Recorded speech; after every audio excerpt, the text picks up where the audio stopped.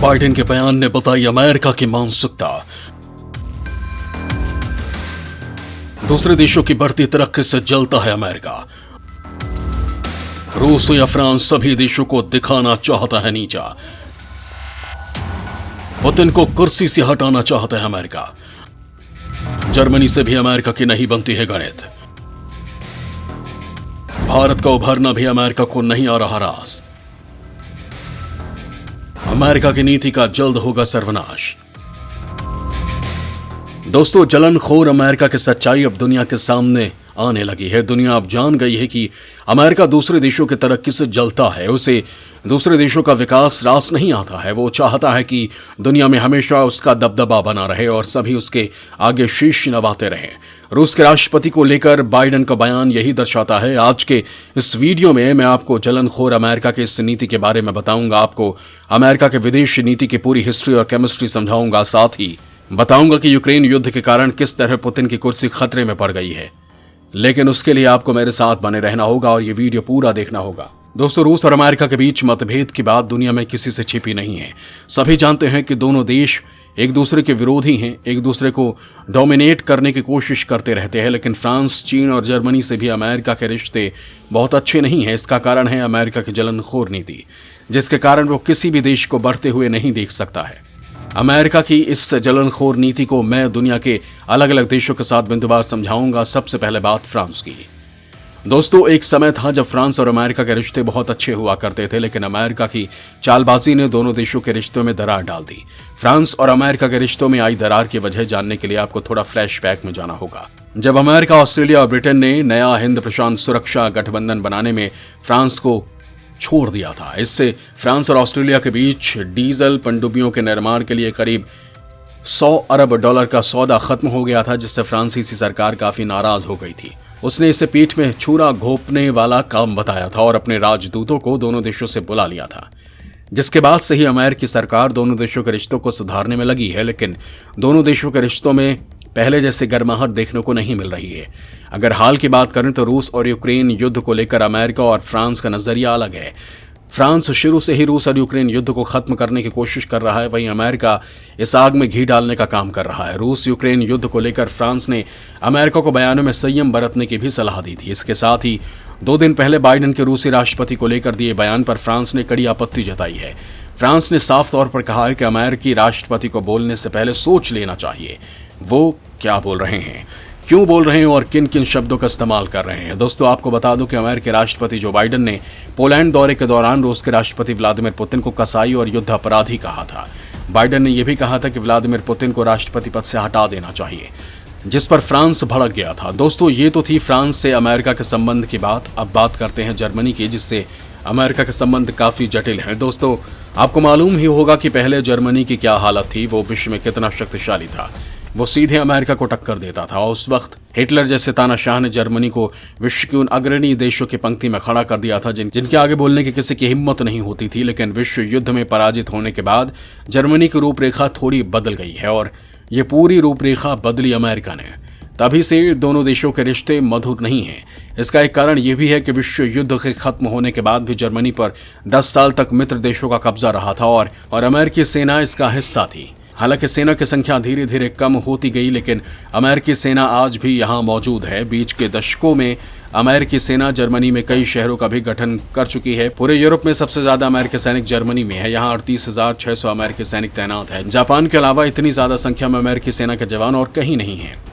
America के इस कदम से भी जर्मनी के लोग खासे नाराज रहते हैं। रूस और यूक्रेन युद्ध का ही मुद्दा ले तो अमेरिका और ब्रिटेन से इतर जर्मनी ने इस युद्ध में किसी भी तरह की सैन्य मदद देने से इनकार कर दिया था। जर्मनी ने साफ कह दिया था कि उसकी सेना अपनी देश की सुरक्षा के लिए दूसरे देशों के लिए वो अपने जवानों की जान को दांव पर नहीं लगाएगी। दोस्तों, रूस के साथ हुए नॉर्दर्न गैस 2 पाइपलाइन को भी जर्मनी रद्द नहीं करना चाहता था, लेकिन अमेरिका के दबाव में उसे ये कदम उठाना पड़ा। इससे उसे काफी नुकसान हो रहा है। दरअसल रूस जर्मनी को सस्ती गैस की सप्लाई करता था, लेकिन रूस के गैस सप्लाई बंद होने के बाद उसे अमेरिका से गैस लेनी पड़ रही है, जो काफी महंगी है। दोस्तों अगर बात करें चीन की तो सभी जानते हैं कि चीन अकेला ऐसा देश है जो सीधे अमेरिका को चुनौती देता है, उसकी सत्ता को खत्म करना चाहता है। अपनी हानक दिखाने के लिए वो अमेरिका को गीदड़ भपकी भी देता रहता है। रूस और यूक्रेन युद्ध में वो सीधे तौर पर रूस का साथ दे रहा है, उनकी कार्रवाई को जायज ठहरा रहा है, जबकि बाकी पश्चिमी देश अमेरिका के साथ खड़े दिखाई दे रहे हैं। लेकिन किसी भी देश में कुव्वत नहीं है जो चीन को गलत ठहरा दे। दोस्तों अमेरिका भी जानता है कि चीन सैन्य और आर्थिक दोनों रूपों में सबल है, लिहाजा वो उससे सीधे टकराने की जरूरत नहीं कर रहा है। चीन के प्रभाव को खत्म करने के लिए अमेरिका भारत को अपना साथी बना रहा है, क्योंकि चीन से भारत के रिश्ते अच्छे नहीं हैं, लिहाजा अमेरिका इसका फायदा उठाना चाहता है। दोस्तों जहां तक भारत से अमेरिका के संबंधों की बात करें तो ये पहले बहुत अच्छे नहीं थे। रूस से हमारी नज़दीकी होने के कारण अमेरिका हमेशा पाकिस्तान के साथ खड़ा दिखाई देता था, लेकिन जब से पीएम मोदी ने भारत की बागडोर संभाली है तब से हालात बदल गए हैं। भारत और अमेरिका की दोस्ती नए मुकाम पर पहुंच गई है। हालांकि जब से अमेरिका में बाइडेन की सत्ता आई है तब से दोनों देशों के रिश्तों में थोड़ा ठहराव सा आ गया है। बावजूद इसके अमेरिका भारत के साथ संबंधों को बनाए रखना चाहता है, क्योंकि वो जानता है कि भारत के साथ संबंधों को बनाए रखने में ही उसकी भलाई है। अमेरिका के लिए भारत के महत्व को आप इसी बात से समझ सकते हैं कि अमेरिकी राष्ट्रपति के बयान से इधर व्हाइट हाउस ने कहा था कि भारत उसका हर मामले में पहला पसंदीदा साथी है और वो उसके साथ कदम से कदम मिलाकर चलना चाहता है। लेकिन यूक्रेन मामले पर भारत की तटस्थ नीति उसे कहीं ना कहीं खटक रही है, लिहाजा वो चाहता है कि भारत उसका इस मुद्दे पर साथ दे। दोनों देशों के संबंधों में आए ठहराव का एक कारण ये भी है। दोस्तों वैसे तो अमेरिका भारत को भी बढ़ता हुआ नहीं देखना चाहता, लेकिन वो चाहकर भी कुछ ऐसा नहीं कर पा रहा है जिससे भारत की ग्रोथ रुक जाए। अमेरिका के सांसद ही उसके इस कदम पर उसका साथ नहीं दे रहे हैं। पीएम मोदी की नीति भी ऐसी ही है कि अमेरिका में भारत का प्रभाव कम होने के बजाय बढ़ता ही जा रहा है, जिससे अमेरिका की सरकार भी हतप्रभ है और उसे भी लगता है कि अगर उसने भारत के खिलाफ कोई कदम उठाया तो उसके लिए घातक हो सकता है, लिहाजा वो मौन धारण करने में ही अपनी भलाई समझ रहा है।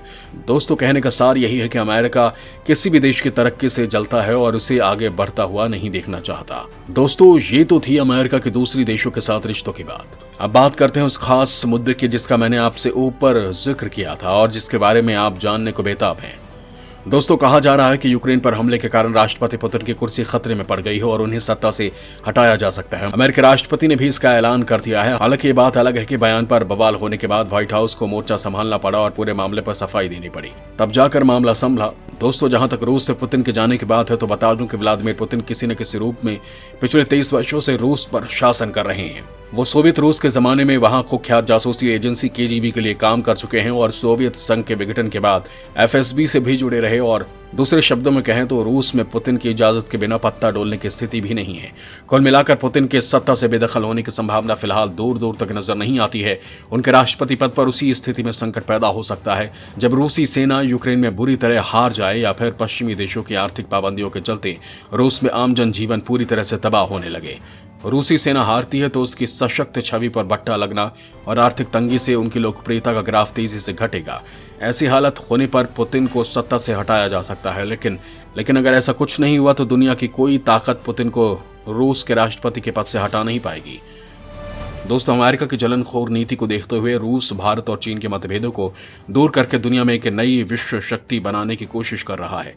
रूस चाहता है कि तीनों देश मिलकर अमेरिका की जलनखोर नीति का सामना करें और उसे करारा जवाब दें। रूस की इस कोशिश से अमेरिका की भी टेंशन बढ़ गई है। उसे भी लग रहा है कि अगर तीनों देश आपस में मिल जाएंगे तो उसका महत्व खत्म हो जाएगा और दुनिया के सभी देश नई तिकड़ी के साथ खड़े हो जाएंगे। जय हिंद, जय भारत।